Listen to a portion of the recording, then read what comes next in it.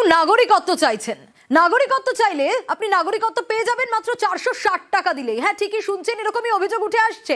একেবারে 15 দিন ধরে ক্যাম্প ভাড়া করে চলছে নাকি এই কারবার, কিন্তু কারা চালাচ্ছে? কাকদ্বীপের বাসন্তী ময়দানে ঠিক এই ছবিটাই ধরা পড়ছে। বিশ্বজিৎ রয়েছে আমার সঙ্গে, আরো ডিটেল জানাতে পারবে এই বিষয়ে।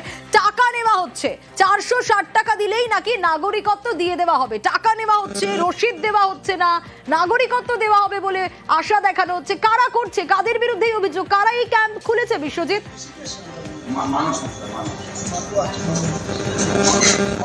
হ্যাঁ দেখো, কাকদ্বীপের যে স্থানীয় যে বিজেপি নেতৃত্বরা রয়েছেন তারাই কিন্তু এই ক্যাম্প আজ থেকে 15 দিন আগে এই ক্যাম্প উদ্বোধন করেন এবং সেখানে পরিষ্কার যেটা আমরা যেটা গিয়ে দেখলাম, সেখানে প্রধানমন্ত্রী এবং যে স্বরাষ্ট্রমন্ত্রী অমিত শাহ তার ছবি লাগানো আছে এবং সিএএ ফর্ম ফিল আপ করা হচ্ছে বলে একেবারে ব্যানার কিন্তু দেওয়া রয়েছে।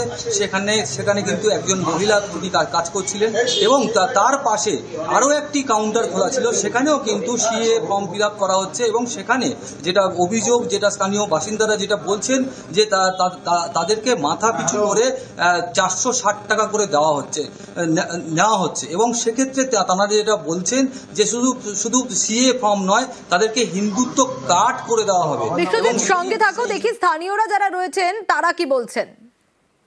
কিছু তো প্রমাণপত্র নেই, তাই জন্য ওই কার্ড করে দেবে বলছে, তাই এখানে জমা করে দেবে বলছে। নাগরিকত্বের কার্ড। কত টাকা নেওয়া হয়েছে? 835 টাকা দুজনে।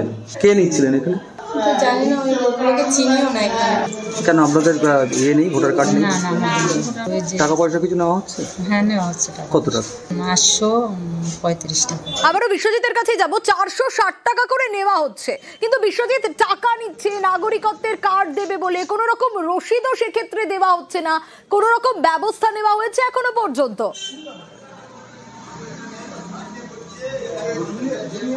হ্যাঁ দেখো, কোনো রকম রসিদ ছাড়াই কিন্তু এই টাকা নেওয়া হচ্ছিল এবং সেটা যখন প্রশাসনের নজরে আসে তখন কিন্তু প্রশাসনের তরফ থেকে যে হার্ট পয়েন্ট কোস্টাল থানার পুলিশ, সেই পুলিশ কিন্তু ওই ঘটনাস্থলে যায় এবং তাদেরকে ওই কাজ কিন্তু বন্ধ রাখার কথা বলা হয়েছে এবং এখন এই মুহূর্তে কিন্তু কাজ বন্ধ করে রাখা হয়েছে এবং সঠিক নথি, তারা কি কাজ করছিলেন, কি জন্য টাকা নিচ্ছিলেন, সেই নথি তাদেরকে থানায় জমা করার কথা বলা হয়েছে। তারপরে কিন্তু ক্যাম্প করার কথা বলা হয়েছে। যদিও বিজেপি তরফ কিন্তু যারা এই ক্যাম্প করেছে বিশ্বজিৎ, তারা কি কোনোভাবে এভাবে নাগরিকত্বের কার্ড দিতে পারে? এভাবে কি এই কার্ড দেওয়া যায়?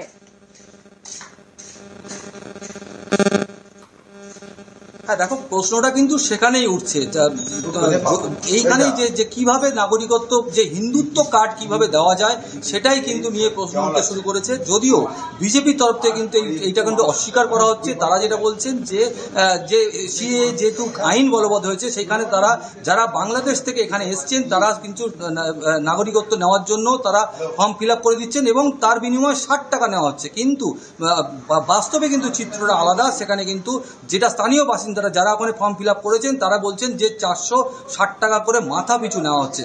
এখানেই কিন্তু প্রশ্ন উঠতে শুরু করেছে, তাহলে এই টাকাটা কেন নেওয়া হচ্ছে, কি কারণে নেওয়া হচ্ছে এবং এটা কি নেওয়া যেতে পারে, তাও নিয়েও কিন্তু প্রশ্ন তুলতে শুরু করেছেন রাজনৈতিক মহলে। নজর থাকবে বিশ্বজিৎ, একেবারেই খবর পেয়ে ক্যাম্প বন্ধ করে পুলিশ, আর এই ঘটনাকে কেন্দ্র করে রাজনৈতিক তরজাও শুরু হয়েছে। বিজেপি মানেই জুমলাবাজি, একটা ঘোলা জলে মাছ ধরার চেষ্টা করছে, তারা ইনকামের রাস্তা তৈরি করেছে। আর এই সুযোগে তারা সাধারণ মানুষ যারা, তাদের থেকে এইরকম ভাবে টাকা তুলছে। এই যে চক্রান্ত, এই ঘৃণ্য চক্রান্তকে আমরা ধিক্কার জানাই এবং আমরা চিঠি করে নির্বাচন কমিশনকে বিষয়টা জানিয়েছি।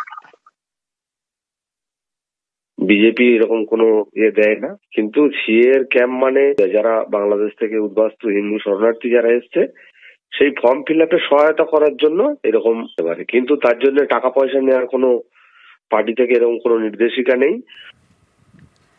এসআইআর আতঙ্কে শাসনের কৃষ্ণমাটি এলাকা কেন, তার কারণ 2025-এর যে ভোটার লিস্ট, সেখানে 15 জনের নাম উধাও হয়ে গেছে, আর এসআইআর ফর্ম না পেয়েই একাধিক পরিবার আতঙ্কে। ঠিক কি ঘটেছে জিয়াউলের কাছ থেকে জানতে পারবো।